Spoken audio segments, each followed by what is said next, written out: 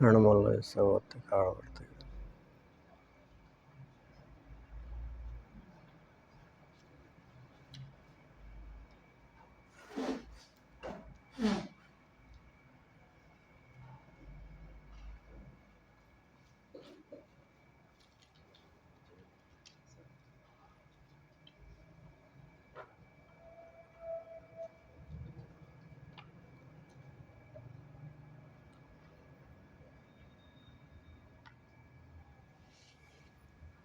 શ્રી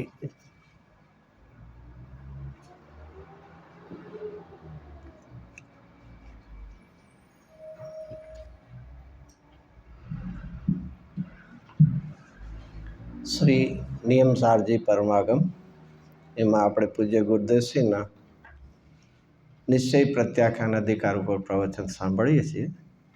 એમાં આપણને જે ગાથા ચાલી 95 ગાથા, એમાં આજે પહેલું શું આવ્યું?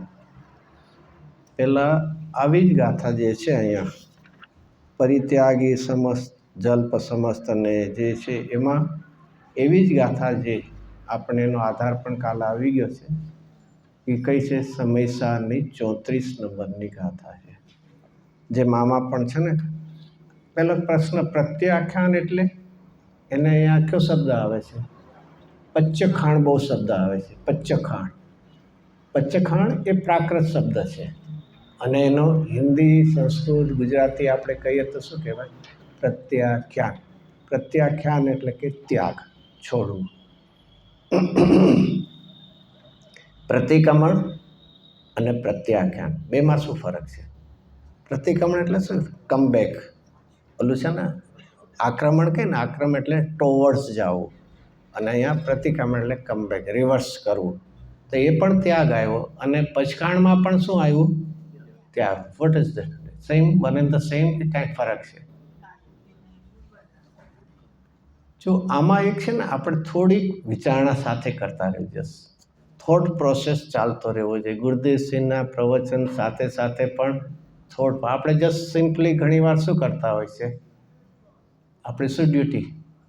ગુરુદેવશ્રીનું અહીંયા સીડી પ્રવચન ચાલે, આપણે કાનથી સાંભળવું અને આંખથી શાસ્ત્રમાં જોવું અથવા વર્ડ ટુ વર્ડ જોવું, એ જ કામ ને આપણું.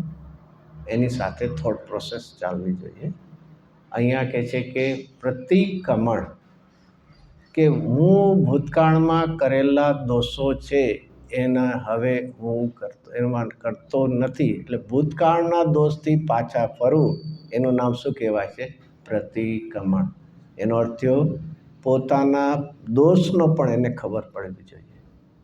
કેમ? આઈ ડન સમથિંગ રોંગ, મેં કાંઈ ખોટું કર્યું છે એવું એને ખ્યાલમાં આવવું જોઈએ. અને જો ભૂતકાળમાં કરેલા છે એ તને ગમતા નથી તો ભવિષ્યમાં શું કામ કરીએ? તો એના માટે શું છે કે હું ભવિષ્યમાં કરીશ અને ત્યારે હું ત્યાગ કરીશ, એમ હોય ને? પ્રત્યાખ્યાન નહીં ને, પ્રત્યાખ્યાન ક્યારે થશે? કરશે ત્યારે પછી છોડવાના. તો ભવિષ્યમાં કરીશ નહીં એવો વર્તમાનનો નિર્ણય. શું છે? ભૂતકાળમાં મેં ખોટું કર્યું હતું એવો વર્તમાનનો નિર્ણય. કારણ વર્તમાનમાં આપણે કરીએ છીએ ને, પણ is related with the past, તો એનું નામ શું કહેવાય? પ્રતિક્રમણ. અને વર્તમાનમાં એક ડિસિઝન લઈએ છીએ, શું છે? કે ફ્યુચરમાં હું નહીં કરું, કારણ કે જે મને ગમતું નથી શું કામ રિપીટ કરું? તો એ ભવિષ્યમાં હું નહીં કરું એવો વર્તમાનનો નિર્ણય, તેનું નામ શું કહેવાય છે? પ્રત્યાખ્યાન. જેનું નામ અહીંયા પચ્ચખાણ, એને પ્રત્યાખ્યાન કહેવામાં. એમાંથી આખો વિષય લીધો. એમાં અસ્થિ નાસ્તિ બે આવી હતી. શું નાસ્તિ આવી હતી? જે 34 નંબરની ગાથા કાલ ચાલી હતી ને, સ્વભાવને પર જાણીને પચખાણ ભાવોનો ત્યાગ કોનું કરીએ? પોતાનું હોય એનું કરીએ કે બીજાનું હોય એને કરીએ? ક્યારે પણ ટ્રાવેલિંગમાં ગયા હોય, આપણે યાત્રાએમાં ગયા હોય, ગ્રુપની અંદર બધાનો લગેજ હોય છે, એમાં બધાની બ્રાન્ડેડ કદાચ સમાન પણ હોઈ શકે ને. તો આપણે કોઈ પણ એક પિકઅપ કરી, પણ જ્યાં પિકઅપ ક્યારે કરી? બધાનો લગેજ પડ્યો હતો, એમાંથી વન ઓફ ધ લગેજ આપણે પિકઅપ કરી. શું કરીને પિકઅપ કરી? મારી છે એમ કરીને, બીજાનું શેનું, પણ જ્યાં પિકઅપ કરી મારી કરીને, પણ એમાં લેબલમાં બીજાનું નામ વાંચ્યું તો શું થશે? છોડી દેશું કે ના લઈ જશું થોડું, ભલે હાથમાં લીધું તો થોડું લઈ જઈએ, એવું ન કરીએ. જો આમાં કેવો સરસ છે, આમાં શું ડિફરન્સ શું પડ્યો? તમે પિકઅપ શું કામ કર્યું અને છોડ્યું શું કામ? પિકઅપ કર્યા પછી પણ લઈ જવાની બદલે ત્યાં શું કામ છોડી દીધું? તો જ્યાં પોતાપણું લાગે ત્યાં શું થાય છે? ગ્રહણ થાય. અને જ્યાં બીજાનું લાગે ત્યાં શું થાય? ત્યાગ.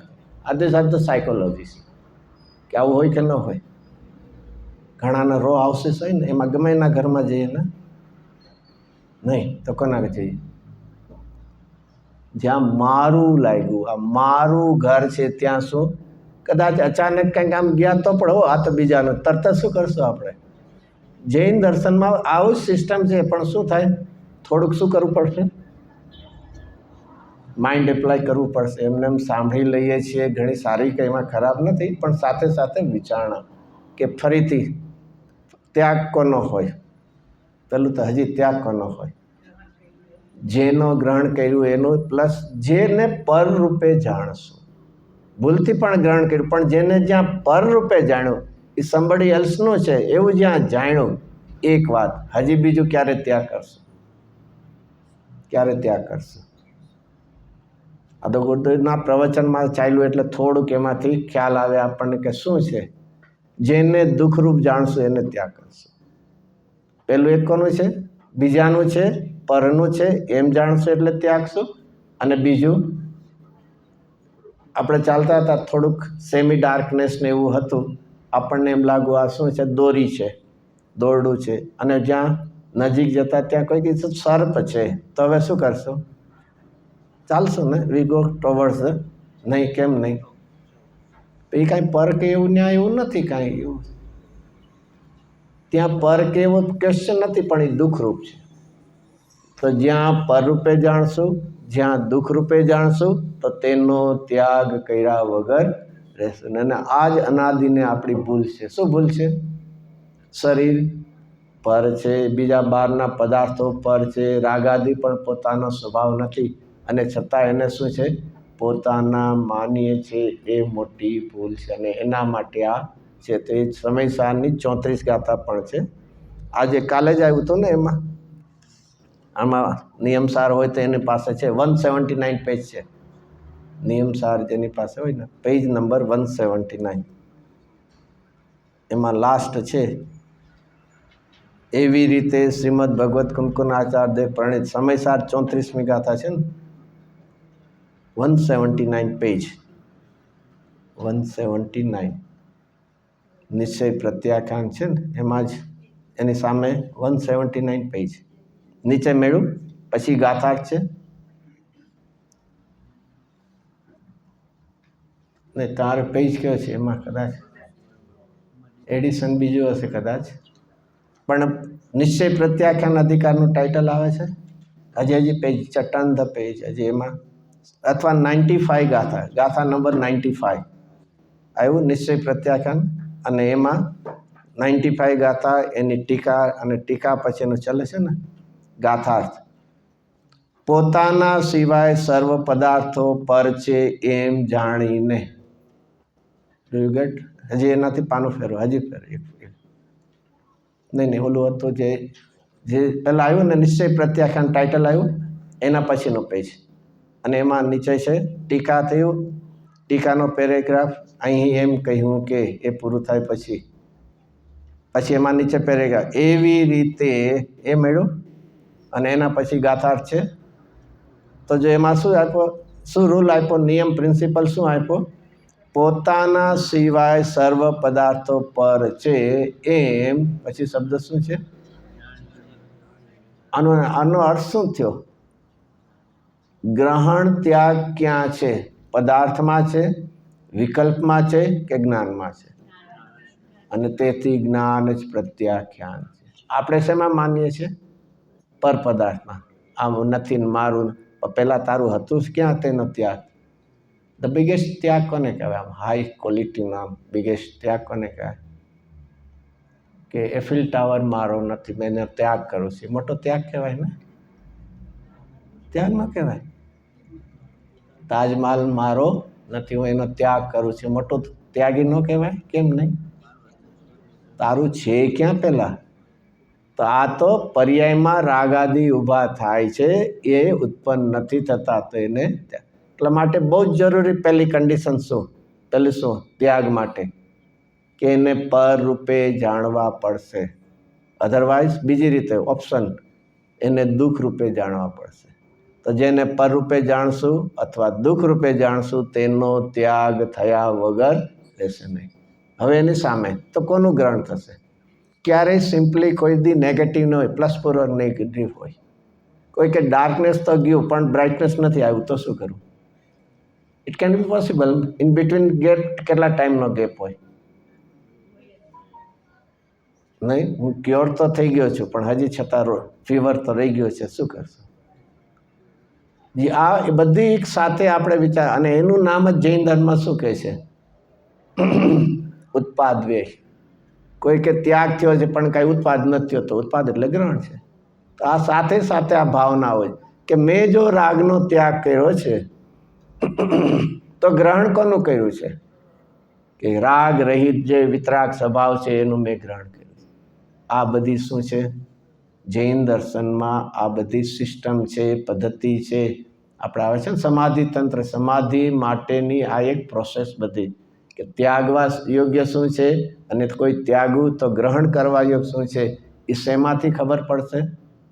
આ છોડવા જેવું છે, આ ગ્રહણ કરવા જેવું છે. આપણે કેવી રીતે નક્કી કરશું? How will decide? જ્ઞાનમાં. અને એટલા માટે જ્ઞાન જ મોટામાં મોટું પ્રોસેસમાં કામ કરવાનું છે.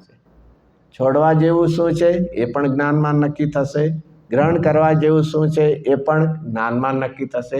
અને એટલા માટે શબ્દ શું વાપર્યો છે? જો એ જ માં જ પ્રત્યાખ્યાન જ્ઞાન જ છે શબ્દ છે. આપણે શેમાં છીએ? બીજામાં. પછી હવે એની પાછળ પેજ, એની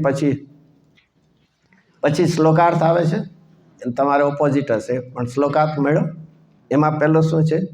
પ્રત્યાખ્યાન કરનાર જ્ઞાની કહે છે, મળે છે શબ્દ. તો પ્રત્યાખ્યાન કોણ કરે? કોણ કરે? જ્ઞાની કે અજ્ઞાની? આપણે ન કરીએ, આપણે કરીએ ને. પ્રત્યાખ્યાન પચખાણ એટલે એનો મિનિંગ તો ખબર પડી ને. પચખાણ પ્રત્યાખ્યાન એટલે શું? ત્યાગ. તો હવે એ ત્યાગ કોણ કરે? જ્ઞાની કરે કે અજ્ઞાની કરે? બેમાંથી કોઈ ન કરે, બધાય કરે. કરે? અરે જ્ઞાની છે એ પરને પર રૂપે જાણીને, રાગાદીને દુઃખરૂપ જાણીને ત્યાગ કરે છે. અને આપણે કોને ત્યાગ કર્યો છે? આત્માનો ત્યાગ કર્યો છે. હું આત્મા છું કોઈ માનતા નથી. આપણે કોનો ત્યાગ કર્યો છે? જેને ગ્રહણ કરવા જેવો છે એની બદલે એનો શું કરી નાખ્યો છે? ક્યારેય કોઈ એવું સપનું આવ્યું છે કે હું આત્મા છું, અશરીરી આત્મા છું, એવું સપનું આવ્યું છે? અને બીજા સપના કંઈક આવતા હશે ને. આ એક આખો વિચાર ટોટલી 180 ડિગ્રીઝ આખો ચેન્જ કરવાનો છે. કે અહીંયા તો હવે જો સરસ આ જે વાત છે એ સમયસારનો ગુરુદેવ કીધું હતું, આમાં આવ્યું હતું પચખાણ અધિકારમાં, એટલે સર્વ વિશુદ્ધ જ્ઞાન અધિકારમાં 3 ડિવિઝન આવે છે: પ્રતિક્રમણનું, આલોચનાનું અને પ્રત્યાખ્યાન. અને એના માટે એક એક જુદા એના કળશો છે. અને એમાં એના ત્યાગને માટે કેટલા ડિવિઝનથી આપણને પ્રતિક્રમણ, જેને કહે ને ગુજરાતીમાં ઘૂંટાવે છે, કેટલા એમાં આપણને 47 પ્રકાર એમાં કરે છે. એમાં એ રીતે વિચારવા જેવું છે કે આચાર દેવેક હું એમાં એક એકમાં આવે, મનથી, વચનથી, કાયથી, કરવું, કરાવવું ને 49 એમાં ડિવિઝન આપણે જો કોમ્બિનેશન કરીએ, મન, વચન અને કાય, પછી એનું કોમ્બિનેશન કરીએ તો બીજા 3 ક્યાં બને? મન, વચન, કાય અને મન. અને ત્રણેય કમ્બાઈન કરીએ તો ટોટલ કેટલા થયા? 7 થયા. અને એવું જ કરવું, કરાવવું, અનુમોદનમાં 7 કરો. 7 × 7 49. એક એક બોલમાં આપણને આચાર્ય કેવું કરાવે છે? 49 ટાઈમ્સથી. તમે પહેલાં તો અહીંયા ખબર નહીં શીખતા હશો. ટેબલ કે ને મેથ્સ શરૂઆતમાં પહેલાં સાવ ગુજરાતી ગામડામાં શું કહેતા એને પહેલાં નાના હતા 5-7 વર્ષના પાડા કહેતા હતા ને, એકડે એક બગડે બે, એવું બધું બોલતા ને. હવે અહીંયા એમ આચાર્ય દેવ આપણને તત્વ ઘૂંટાવે છે આપણને કે તને પ્રતિક્રમણ એટલે શું? ખાલી વચનથી નહીં, કાયાથી નહીં, મનથી પણ. અને મનમાં પણ શું? કરવું નહીં, કરાવવું નહીં, પણ હાયેસ્ટ ડિગ્રીનો પ્રત્યાખ્યાન મનમાં પણ અનુમોદના હોય તો એ આપણને વાત કરી. અને એમાંનો આ એક શ્લોક છે. આપણે આવ્યો ને 228 નંબરનો શ્લોક, અને એમાં પણ શું શબ્દ વાપર્યો છે? એની છેલ્લી લાઈન વાંચીએ. ચૈતન્ય સ્વરૂપ આત્મામાં આત્માથી જ. જો આખું આજે ગુરુદેવસિંહ એ પ્રત્યાખ્યાનમાં આખી વાત જ લીધી હતી કે ત્યાગ કરવાનું છે, એમાં પોતાના વિભાવ ભાવનું બાકી પડ રહ્યો તો જુદા છે. એને પોતાના માને છે એ અજ્ઞાનનો ત્યાગ. હવે એમાં તો એનો તો ત્યાગ કર્યો, તો હવે શું કરું છું? કે ચૈતન્ય સ્વરૂપ આત્મામાં એ કોણ આવ્યું? વિષય આવ્યો. પછી શેનાથી? સાધન આત્માથી. આત્મામાં આત્માથી. આત્મા એટલે સાધન કહેવાય, 6 કારક કહેવાય. ખબર કદાચ હશે કે નહીં? ઇંગ્લિશ ગ્રામરમાં આવું હોય કે નહીં? કર્તા, કર્મ, કરણ, સંપ્રદાન, અપાદાન, અધિકરણ, એવું બધું નહીં આવતું હોય. સંસ્કૃત, ગુજરાતી, હિન્દી બધામાં આવતું હોય કે એ કોઈ પણ કાર્ય આખું પ્રોસેસ છે એમાં પહેલું શું છે? Who is the creator? અને કોના માટે કરે છે એ કર્મ કહેવાય. કોના વડે? ટૂલ, એનું નામ સાધન કરણ કહેવાય. ફોર વૂમ, કોના માટે કરે છે એનું નામ શું કહેવાય? સંપ્રદાન. અને શેમાંથી કરે છે એનું નામ અપાદાન. અને કોના સપોર્ટમાંથી? આધાર. એવા 6 પ્રકાર હોય છે. તો અહીંયા હું આત્મામાં એ સબ્જેક્ટ લીધો આત્મા. પછી કોની મદદથી? કયા સાધનથી? આત્મામાં આત્માથી કે રાગથી? પહેલાં તો કરવું પડે ને, રાગ કરવો પડે કે નહીં? અરે જેનાથી જુદા પડવું છે એનો તું રાગ કરવા જાય. જેનાથી જુદા પડવું છે અને એને તું સાધન બનાવે છે, જુદો ક્યાંથી પડે? તો આત્મામાં આત્માથી. પછી કોના માટે? ફોર હું? આત્મા માટે. પછી શેમાંથી? આત્મામાંથી. કોના આધારે? આત્માના આધારે આત્માને હું અનુભવું છું. આત્મા સિવાય ક્યાંય બહાર જવા જેવું નથી. આત્માને છોડીને બહાર ગયા તો આકૃતા સિવાય બીજું. તો અહીંયા આપણને સુંદર રીતે ગુરુદેવસિંહ આમાં ખાસ એ પ્રત્યાખ્યાન અધિકારમાં આપણને એ વાત લે છે. તો એમાં સમયસારની એ વાત ગુરુદેવસિંહ રેફરન્સ નહોતો આપ્યો, તો એમાં 228 નંબરનો કળશ હતો, એમાંથી ગુરુદેવસિંહે વાત લીધી હતી. આપણે આપણા વિષય તરફ આવી જઈએ. ફરીથી ક્યાં સુધી આપણે પહોંચ્યા હતા? 5 ગાથા સુધી પહોંચ્યા હતા આપણે કાલે. ભૂલી જવાય ને, પછી રિકેપની જરૂર પડે ને, કારણ ભૂલી ગયા હોય ને ભાઈ. 24 કલાક થઈ ગયા હોય, એમાં કેટલું યાદ રાખીએ? તો ફરીથી પહેલી ગાથા કઈ છે? મંગલાચરણ અને પ્રતિજ્ઞા. મંગલાચરણમાં કોને નમસ્કાર કર્યા? મહાવીર ભગવાનને. અને હું નિયમસારને કહીશ, એ એમની પ્રતિજ્ઞા. તો બીજી ગાથામાં શેની વાત આવી? કે આપ કહેવા માગો છો તો જીન શાસનમાં કોનું ડિસ્ક્રિપ્શન છે, કોનું વર્ણન છે? કે માર્ગ અને માર્ગ ફળનું કથન. જેમાં માર્ગ એ કેવો છે? મોક્ષ માર્ગ છે, મોક્ષનો ઉપાય છે, અને નિર્વાણ એનું ફળ છે. એમાંથી આપણે બીજી ગાથામાં કેવો એક વાક્ય ખાસ લીધું હતું? કયું લીધું હતું? મોક્ષનો માર્ગ કેવો હોય? પરમ નિરપેક્ષ હોવાથી. લીધો તો કાલ શબ્દ. તારે તારી સાધના સ્વતંત્રપણે કરવી પડશે, કોઈ ડિપેન્ડન્સીથી કામ નહીં થાય. સ્વાધીનપણે સાધના હોય છે એ બીજું. પછી એનાથી તો કે આપ નિયમસાર કહેવા માગો છો, તો 2 શબ્દો નિયમ અને સાર. એનો મિનિંગ શું? કે નિયમ એટલે મોસ્ટ એસેન્શિયલ કરવા જેવું. ઘણીવાર એક વિચારવા જેવું નથી. આપણે બ્રિધિંગ ચાલે છે ને, શ્વાસ લઈએ છીએ ને, એ યાદ કરીને કરીએ ને. ક્યારેક મિસ થઈ ગયું તો એટલે યાદ તો કરવું પડે ને. એના ઉપર ફોકસ કરીને એમ કરીને નથી લેતા, બ્રિધિંગ નથી લેતા. કેવી રીતે? ત્યાં કોઈ એવું મિકેનિઝમ એવું છે ત્યાં કંઈ એની મેળે થયા કરે? ફોકસ તો કરવું પડે કે નહીં? ડ્રાઈવ કરો છો તો સામે ધ્યાન રાખો છો કે નહીં ધ્યાન રાખો? એમાં અહીંયા અરે એ તો હજી જળની ક્રિયા છે. અહીંયા તો નિરપેક્ષપણે કોઈના તરફ પણ ઉપયોગ રાખ્યા વગર, કોઈની સહાય વગર તારે આ સાધના કરવાની છે. તો એ અહીંયા તો એ નિયમ છે, એ તારે નિશ્ચિતપણે કરવા જેવું જ. કોણ? સમ્યક દર્શનના ચારિત્ર રત્નત્રય નિયમથી કરવા જેવું છે. વિકલ્પ કરવા જેવો નથી. વિકલ્પમાં ભેદ છે. એ કેવી રીતે વિચાર કરીએ? વિકલ્પ છે ત્યાં વેદન નથી, અને વેદન છે ત્યાં વિકલ્પ નથી. વિકલ્પ છે ત્યાં વેદન નથી. ફોર એક્ઝામ્પલ, કોઈ સ્વીટ ગેસ્ટ આવવાના છે, સ્વીટ આપણે લેવું છે, તો બજારમાં જઈએ સ્વીટ માર્ટની અંદર, તેમાં એક જ સ્વીટ હોય ને, તો વેરિએશન હોય. વેરિએશનમાં પણ શું હોય? થોડી વધારે સ્વીટ હોય, ઓછી હોય, કઈ પ્રકાર. એ જ્યારે આપણે જોશું ત્યારે શું કરશું? આપણે વિચાર કરશું ને, વિકલ્પ આ લેવું, આ લેવું, ન લેવું, શું લેવું, શું થશે કે નહીં. ત્યારે ટેસ્ટ આવવા માંડે ને. શોપની અંદર વિચાર કરીએ છીએ ત્યારે ટેસ્ટ આવવા માંડે ને. ન આવે તો શું આવે? તો ત્યાં વિચાર છે, વિકલ્પ છે, તો ટેસ્ટ નથી.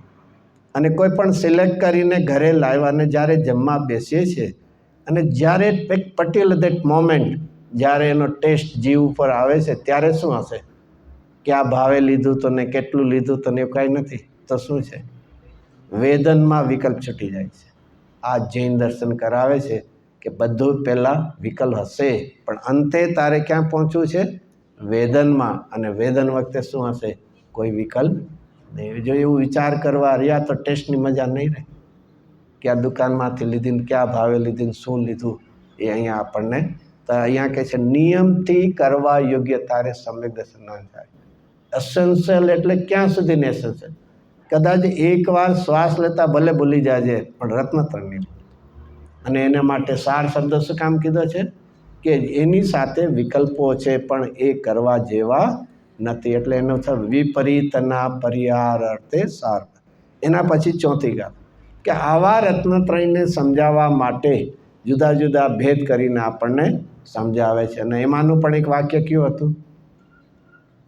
વાક્ય કયું હતું? સાક્ષાત મેળવાતો મહા આનંદનો લાભ, તેનું નામ શું છે? મોક્ષ છે.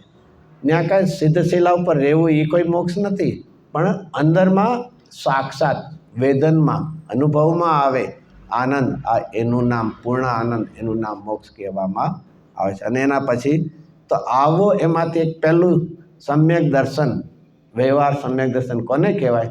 તેમાં 3 બોલ હતા. ક્યાં 3 બોલ હતા? આપતો, આગમ અને તત્વ. એની યથાર્થ પહેલાં એને ઓળખાણ થાય તો એનું નામ વ્યવહાર. આ એક ભૂમિકા બને છે. પહેલાં સમ્યક દર્શન નિશ્ચય થાય પહેલાં તો આપતાની શું વ્યાખ્યા કરી? જે શંકા આદિ દોષોથી રહિત છે. પોતે જ ડાઉટફુલમાં હોય, બીજાને કેવી રીતે ઉપદેશ આપી શકે? પોતાને જ રસ્તાની ખબર નથી, બીજાને કેમ કહેશે? તો આપ તો એ કહેવા છે શંકા આદિ દોષથી રહિત છે, જેથી એમાં અસત્ય નથી, સત્ય જ છે. હવે એમની વાણી, અને એમની વાણી માટે કયું વર્ણન કર્યું હતું? સમસ્ત વસ્તુ વિસ્તારનું સ્થાપન કરવામાં ચતુર વચન રચના. એમની વાણીમાં આગમનો આધાર પણ છે, અનુમાન છે. આપણે આવ્યા હતા 3 શબ્દો. શેમાં આવ્યા હતા? શ્રુત દ્વારા, પછી અનુમાન દ્વારા, અને ત્રીજું શું આવ્યું હતું? હેતુ દ્વારા. 3 શબ્દો શેમાં આવ્યા હતા? સાંજના સમાધિ તંત્રમાં પૂજપાદ આચાર્યદેવ કહે છે આ 3 દ્વારા હું તમને કહીશ. એમ અહીંયા કે ભગવાનની વાણી છે, એમાં લોજિક પણ આવશે, એમાં વસ્તુનું પૂરેપૂરું વર્ણન, કારણ કે તો કેવળ જ્ઞાન છે, તો એનું વર્ણન કરશે. એમાંથી હવે પ્રશ્ન થયો કે આપ્ત, અમારે 3ને આઈડેન્ટિફાઈ કરવા પડશે, 3ને ઓળખવા પડશે. આપ્ત, આગમ અને એમાં કહેલા તત્વ. તો એમાં આપ્ત કોને કહેવાય? એ છઠ્ઠી ગાથા છે. આપણે એના ઉપર 12મા પાનું છે, પેજ નંબર 12, છઠ્ઠી ગાથા. એની પહેલાંનો એક થોડો કળશ લેવો છે, 11મા પાને લાસ્ટ લાઈન. આમાં અમારે અહીંયા છે કળશ નંબર છે એમાં એમાં છે 12મો કળશ છે, એના માટે છે 5મી ગાથા પછી કળશ નંબર 12મો. ભવના ભયને ભેદનારા આ ભગવાન પ્રત્યે મળે છે એવા શબ્દો.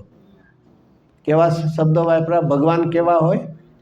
ભવના ભયને ભેદનારા અને ભગવાન. આ બધું ખબર પડે કાંઈ ગુજરાતીમાં શું કહેવાય?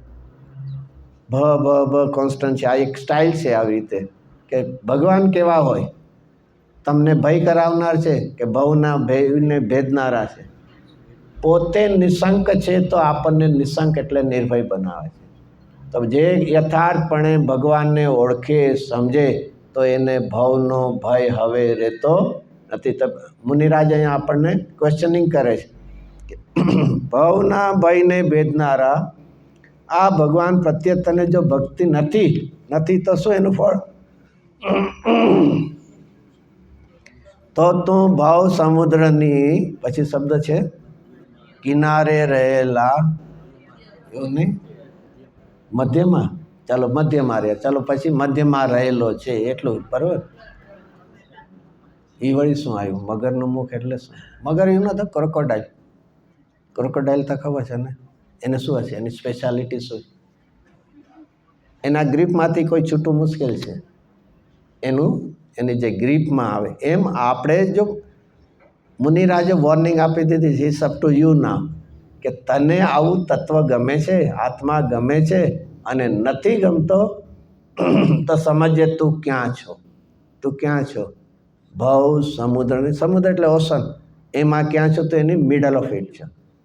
જ્ઞાનીઓ ક્યાં છે? ભવ સમુદ્રને ક્યાં છે? મિડલમાં કે ક્યાં છે?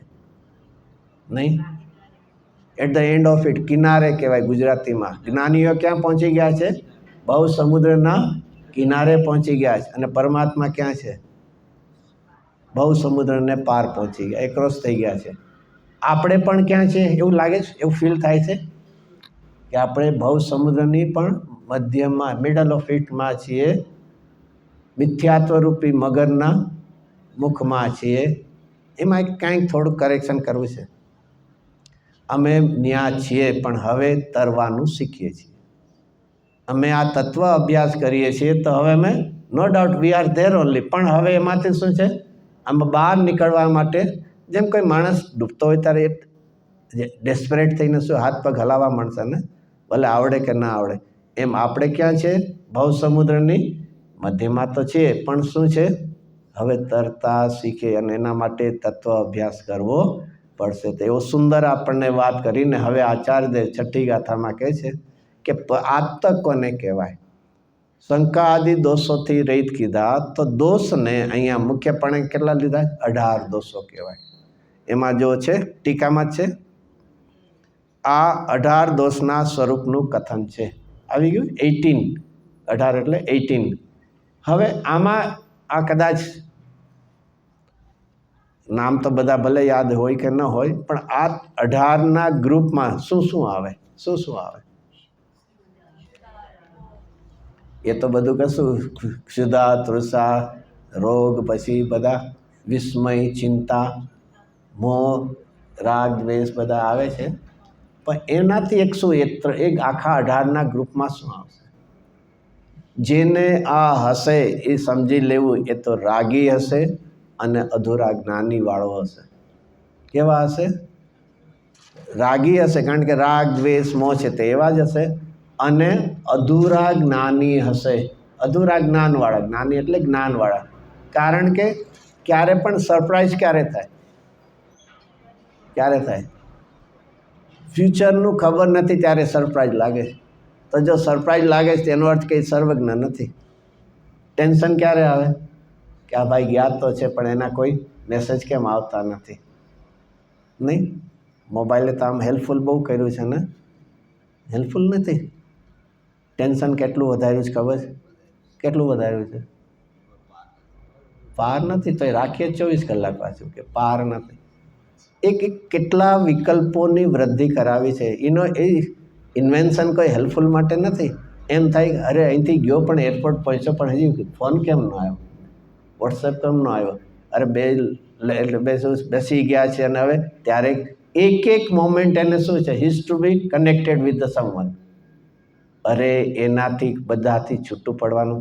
અત્યારના તમને નહીં ખબર હોય, પહેલાંના દેશમાં શું હતું, કોમ્યુનિકેશન માટે લેટર લખતા ને, કદાચ માની લો જામનગરથી મુંબઈ ગયા હોય તો શું થાય, તરત જ કાગળ આવી જાય ને. તો કેટલા દિવસે આવે, 15 દિવસે આવતું તો 10, જે કેવું હોય. ત્યાં સુધી શું હતી, ધીરજ હતી.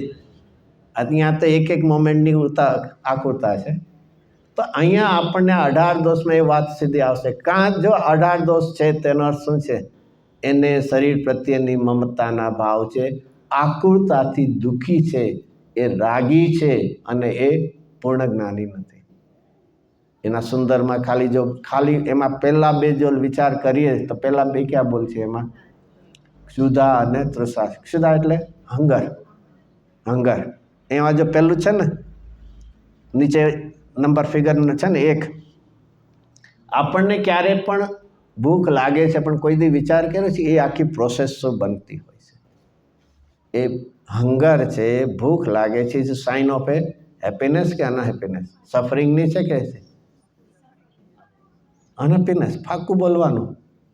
તો ડૉક્ટર પાસે શું કામ જાય છે, મારી એપિટાઇટ ઓછી થઈ ગઈ છે. જો સારું હોત શેના માટે, તો ત્યાં જાત કે દુઃખી થઈને જઈએ છીએ. ભૂખ લાગે એને આપણે એક એપિટાઇટ કહીએ છીએ, પણ એને ગુજરાતીમાં કહીએ ભૂખની પીડા, સફરિંગ છે. ઇટ્સ નોટ એ હેપી નથી. ને તો શું કામ ખાવા માટે જવું પડે. તો આમાં આપણી ભૂખરૂપી દુઃખ છે એને મટાડવા માટે ફૂડ લઈએ છીએ આપણે. તો અહીંયા એક બહુ સરસ પ્રોસેસ આપણને આપી. પહેલું, ભૂખ લાગવી એ શું છે, કર્મથી વિચાર કરીએ તો કોનો ઉદય છે, વેદની કર્મમાં અસાતાનો ઉદય છે. ફરીથી આપણને એમ લાગે બહુ સરસ આજ તો ભૂખ લાગી છે, ફરી શબ્દ છે એમાં એક મળશે. આમાં જો એમાં છે અસાતા વેદની સંબંધી તીવ્ર અથવા મંદ, અને શું છે એમાં નિમિત્ત થવાની ક્લેશ, દુઃખમાં, સફરિંગમાં. તો સાતા અને અસાતા, તો અહીંયા અસાતાનો ઉદય છે. ભૂખ લાગે ત્યારે કોનો છે, અસાત. ચાલો હજી સફરિંગ નથી આવ્યું. હવે તે વખતે શું થાય, અસાતા વેદની શેમાં આવ્યું, અઘાતી કર્મમાં. હવે તે વખતે શું છે, તે વખતે શું થાય છે કે એક અસાતા વેદની કર્મના નિમિત્તે વિશિષ્ટ શરીરની અવસ્થા, ઓલો અઘાતી કર્મમાં અસાતા વેદનીનો ઉદય, અને તે જ વખતે શરીરમાં શું થાય છે, સ્પેશિયલ એક અવસ્થા થાય, જેને મેડિકલી શું કહેવાય, એમાં સ્ટમકની અંદર એસિડ આવે ને. તો એ જ કોણ આવ્યું, પહેલાં દ્રવ્ય કર્મ અસાતાનો ઉદય, નેક્સ્ટ શું આવ્યું, નો કર્મ શરીરની અવસ્થા. આ જો અત્યારેકનું લિંક બને છે. ત્યાં અસાતા વેદની એ અઘાતી કર્મનો ઉદય, અને એના નિમિત્તે શરીરની અંદર, સ્ટમકની અંદર, જેને ગુજરાતીમાં જઠર કે, એની અંદર શું છે, એસિડ આવે. હવે એ હજી પણ દુઃખ નથી.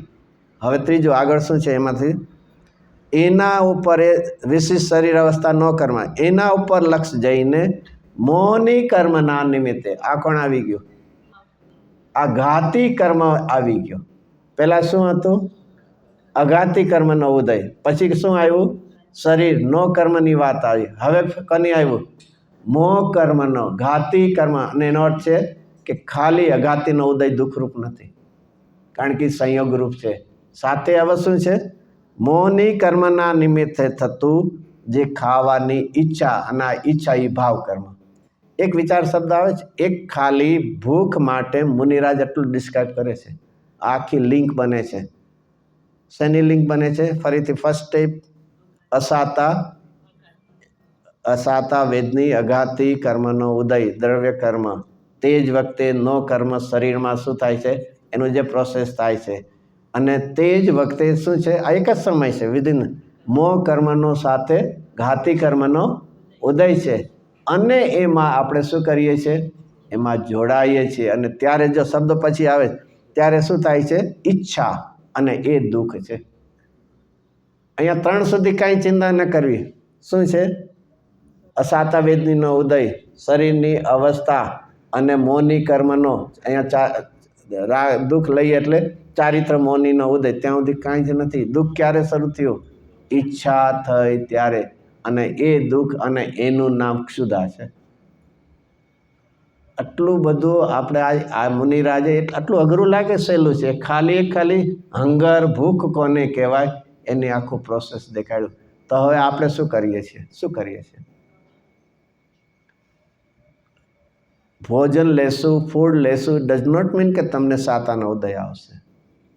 ગળામાં અટકી જશે, કદાચ શૂટ નહીં થાય તો વોમિટિંગ પણ થાય, ઘણું થઈ શકે છે કે નહીં? હવે તો બહુ ઇઝીલી થાય ને બધું. શું થાય છે એનું વાયરસ લાગે છે ને તો એવું. એટલે ક્યારે પણ એમ ન માનું કે ભૂખ લાગી છે એને ઉપાય અસાતાના ઉદયમાં, અરે ખરેખર એના પ્રત્યેનો ઉપયોગ બદલાવી નાખવો, એ તરફની ઈચ્છાને મટાડવી એ મોટાનો ઉપાય છે. આપણે તો બહારનો જ ઉપાય કરાવે. કોઈ કે પણ દવા લઈએ ત્યારે કંઈ લઈએ, અથવા તો કેવું ફૂડ લઈએ છીએ, હાઇજેનિક ફૂડ લઈએ છીએ તો સારું કે નહીં? એ હાઇજેનિક લઈને પણ સાતાનો ઉદય હશે તો થશે, નહીં તો 5 સ્ટારમાં જઈને લેશો ને તોય કાંઈ નથી થવાનું. શું છે આ આખું? ખરેખર આ છે ને નિયમ સારમાં ડે ટુ ડે લાઈફ માટેના છે. આ બધા આપણને કોન્સ્ટન્ટ ક્યાંક ને ક્યાંક આપણે માની લઈએ છીએ ને, બહુ હાઇજેનિક ફૂડ લઈ ખબર નહીં, સ્ટ્રીટ ફૂડ ખાવું ને પછી શું કહેવું, પાણી કેવું પીવાનું, બિસ્લેરીનું, શું ફરક પાડીએ છીએ આપણે જીવનમાં. તો આ રીતે બહુ સુંદર રીતે અહીંયા આપણને એવી જ રીતે તરસ લાગે છે, થર્સ્ટી, એના માટે પણ એકનો સુંદર છે. અને એના બધા જ, ચાલો એમાંથી બીજો હજી એકાદ લઈએ. એમાં આશ્ચર્ય ને એવું જે છે ને એના માટે છે. જો એમાં 15 નંબરનો બોલ છે, 15 નંબર, ફિગર 15 મળશે એને. પરમ સમરસી ભાવની ભાવના રહિત જીવોને. આ તો આપણે ડિટેલમાં લેવું નથી ને, તો બહુ સુંદર રીતે એટલું તો હશે ને કંઈક આમાં કંઈક સારું લાગશે તો પછી ફિલિંગ ધ બ્લેન્ક. આ કંઈક સારું લાગશે તો પછી શું ફિલિંગ ધ બ્લેન્ક શું કરવું? વાંચશું. Very good. ક્યારે ટાઈમ પરમિટ કરશે તો નહીં, કમસે ઘર બહુ જ ખરેખર બહુ સિમ્પલ ભાષા. આમાં કોઈ ધાર્મિક શબ્દો બહુ એટલા બધા પ્રયોગ નથી કર્યા ને, બંને સિમ્પલ આવું તો ખબર હોય ને. સરપ્રાઈઝ, વિસ્મય એટલે સરપ્રાઈઝ. તો એ બધું તો એમ કે કોને હોય છે આવું સરપ્રાઈઝ, કોને લાગશે? તો એ માટે જો સરસ, પરમ સમરસી ભાવની ભાવના રહિત. પરમ એટલે પોતાનો આત્મા ઉત્કૃષ્ટ, સમરસ, એમાં કોઈ જગતમાં આશ્ચર્ય જેવું એને લાગતું જ નથી. કારણ કે પોતાનો આત્મા એવો આશ્ચર્ય જેવો લાગે છે કે જગતમાં ક્યાંય કોઈ પદાર્થને એને અધિકતા લાગતી જ નથી. પણ એવી જેને ભાવના નથી એને શું થાય છે? એને ક્યારેક પૂર્વે નહીં જોયેલું. ફરીથી, જેને આત્મા, અને આત્મા કેવો શબ્દ વાપરો? સમરસી ભાવે છે. આત્મામાં સમતા રસ છે, ક્યાંય પણ આશ્ચર્ય નથી, રાગ નથી, દ્વેષ નથી. એક સામાન્ય હશે ને, કોઈ દી નહીં જોયું હોય પણ આમ આગ્રામાં તાજમહેલ સામે આમ જોશું જ, આમ નજરમાં જોશું તો શું થશે? આમ વાવ, આમ શબ્દ આવી જશે ને, નેચરલ છે ને. અહીંયા કહે છે આત્મા જોયો નથી ને એટલે ન્યા લાગે છે. એકવાર આત્માને જોઈ લે, જગતમાં ક્યાંય તને નહીં લાગે. પણ શું સમરસી આત્માની ભાવના જ નથી. તો હવે શું થયું? નથી તો શું છે? ક્યારે પૂરે, ઇન ધ પાસ્ટ, ક્યારે જોયું નથી, એ નહીં જોયેલું જો હવે દેખાય છે. પાસ્ટની અંદર ક્યારેય જોયું નથી એવું દેખાય છે તો એને શું થાય છે? સરપ્રાઈઝ, વિસ્મય થાય. કેવડી ભગવાનને તો એક સમયમાં 3 કાળ 3 લોક જણાઈ ગયા, વળી એને સરપ્રાઈઝ શું હોય? સરપ્રાઈઝ આજે ક્યારેય નહીં જોયું તો સરપ્રાઈઝ થશે. જેમ કોઈ કહે ને સરપ્રાઈઝ તો એમને પાર્ટી દે, પણ કોઈના થ્રુ પર કદાચ ઇન્ફોર્મેશન મળી ગઈ હશે તો એ લોકો આવશે તો મને ખબર છે. જો આખું જ્ઞાનમાં પણ વિસ્મય નથી ક્યાંય. કારણ કે જ્ઞાન જીવનમાં એક વિચારવું છે, કેવળ જ્ઞાન, કેવળ જ્ઞાન you know the complete knowledge. તો કેવળ જ્ઞાન એટલે કમ્પ્લીટ એટલે શું? જે કોઈ પાસ્ટમાં થઈ ગયું છે એને જે જાણે, અને જે અત્યારના પ્રેઝન્ટ થઈ રહ્યું છે એને જાણે. ફ્યુચરનું તો કાંઈ થયું નથી એટલે જાણે નહીં. ફરીથી, ફ્યુચર થયું જ નથી હજી એક ક્રિએશન પર થયું જ નથી, પર્યાય ઉત્પાદ થયો જ નથી. તો હાવ કેમ? હા, પાસ્ટનું ઓલરેડી થયેલું જેને કંઈ હિસ્ટ્રી, ધેટ ઇઝ આપણે જાણી શકીએ છીએ. અને એટ પ્રેઝન્ટ થતું એને પણ, જે ફ્યુચરનું થયું જ નથી એને જાણી શકાય. તો ભલે ને કેવળ જ્ઞાન ને પણ એની એટલી જ લિમિટ હોય, એમ ન કહેવાય તમે એમ કે પણ હાવ કે મને એમ કે પોસિબિલિટી કેવી છે ફ્યુચરનું કોઈ જાણે. એક ફોર એક્ઝામ્પલ અહીંથી સ્વાધ્યાય કરીને અહીંયા થોડો રહેવું કલાક રહેવું છે કે ઘરે જવું છે ક્યાં જ અમે હજી ડિસાઇડ જ નથી કર્યું, તો ભગવાન શું જાણશે? બરાબર ને? આપણે અહીંયા કદાચ ચાલે કે એજમ્પશન લીધું કે હું આવીશ દુકાને, પણ સડનલી કાંઈ મન થઈ ગયું તો અહીંયા રોકાઈ ગયા. હવે મેં મારું ફ્યુચર નક્કી નથી કર્યું, તો ભગવાન શું જાણશે? શું પણ જાણશે? જાણે છે તો શું જાણશે? કે ભાઈ અત્યારનો આવું લાગે મોસ્ટ લાઇકલી કે અત્યારના એ ઓફિસે જશે એવું કહેતો હતો, એટલે કદાચ મોસ્ટ લાઇકલી છે કે ઓફિસે જશે. બરાબર, એવું જાણશે ને? લાઇકલી જાણશે ને? એજમ્પશન કરશે ને? શું જાણશે? શું છે? લાજીમાં શું કે નાજીમાં શું કે નિશ્ચિતપણે જાણ શું કે છે એવું છે ને? લાજીમાં શું છે શબ્દ? હા, તો એ રીતે નિશ્ચિતપણે જાણશે કે એ રીતે લાઇકલી તરીકે જાણશે? આપણને ક્યારેય કેવળ જ્ઞાન શું છે શબ્દો તો બહુ જ યુઝ કરીએ છીએ, પણ ખબર નથી એની તાકાત શું છે. ત્યારે અનુમાન જ્ઞાનમાં, અધૂરા જ્ઞાનમાં તને ખબર નથી, પણ પૂર્ણ જ્ઞાનમાં ખબર છે કે તું શું કરવાનું. શું છે? આપણું જે અધૂરું જ્ઞાન છે, આપણું જે એજમ્પશન છે, એમાં આપણને એમ લાગે કે મને ખબર નથી, પણ જ્યારે એમને કેવળ જ્ઞાન થયું હતું ત્યારે પણ એમને તારી ભવિષ્યની અનંત પર્યાય જોઈ લીધી હતી. અરે એવું જો પૂરું, કારણ કે એને આપણે શબ્દ શું વાપરીએ? કેવળ. કેવળ એટલે ટોટલ. તો ટોટલ કોને કહેવાય? કે કોઈ પણ જે પદાર્થ છે, સબસ્ટન્સ છે, દ્રવ્ય છે, એનું એક્ઝિસ્ટન્સ 4 પ્રકારે હોય છે. હૈયાથી 4 પ્રકાર. ક્યાંથી? દ્રવ્યથી, ક્ષેત્રથી, કાળથી અને ભાવથી. કાળ એટલે શું? ટાઈમ. ટાઈમ એટલે કયું? ખાલી પાસ્ટ અને પ્રેઝન્ટ જ ટાઈમ કહેવાય ને? તો શું આવે? ત્રણેય આવ્યું કે નહીં? 3 કાળ કહે છે ને, જેને ગુજરાતીમાં ભૂતકાળ, વર્તમાન કાળ અને તો જો ભવિષ્ય ન જાણે તો કાળ પૂરો જાણ્યું નહીં, તો એને પૂર્ણ જ્ઞાન ક્યાંથી કહેવાશે? આપણે આપણા લેવલથી મને નથી ખબર એટલે કોઈને ખબર ન હોય એવું ક્યારેય માનવું નહીં. અને એના માટે પ્રવચન સારમાં એક ગાથા છે, જો ભગવાન ભવિષ્યનું ન જાણે તો એ જ્ઞાનને દિવ્ય કોને કહેવાય? એ જ્ઞાન છે. આપણું એક જ્ઞાન તો સામાન્યપણે પણ જાણે કે આજે કયો છે મંડે છે તો આવતીકાલે કયો હશે, તો એ તો અનુમાન તો આપણે કરીએ છીએ. તો ભગવાન એવું જાણે તો એમાં ને આપણા જ્ઞાનમાં શું ફરક છે? એમને બધું જ તો 3 કાળ તલનું, તો એમને અહીંયા ક્યાંય પણ વિસ્મય નથી હોતું, કોઈ ભવિષ્યની ખબર નથી એટલે ટેન્શન નથી, જન્મજરા નથી. એવા 18 મહાદોષો છે. અને એનો અર્થ છે કે જે એવા આ 18 દોષો જેને હશે એ વિતરાગ નહીં, પૂર્ણ વિતરાગ નહીં હોય, એ સર્વજ્ઞ નહીં હોય અને પૂર્ણ સુખી નહીં હોય. અને નહીંતર આવા 18 આ રીતે પહેલો જૈનમાં પાયામાં કે મારા ભગવાન કેવા છે, કે સર્વજ્ઞ, વિતરાગ છે, હિતોપદેશી, તો એ કેવા છે કે આવા 18 દોષોથી રહે. અને આવા ક્યાંય જો દોષ દેખાય તો સમજી લેવું એ મારા ભગવાન. એ સાધક આત્મામાં હોઈ શકે, પણ જે ભગવાન છે એનામાં આવા કોઈ દોષ હોતા નથી. એનો વિસ્તાર પછી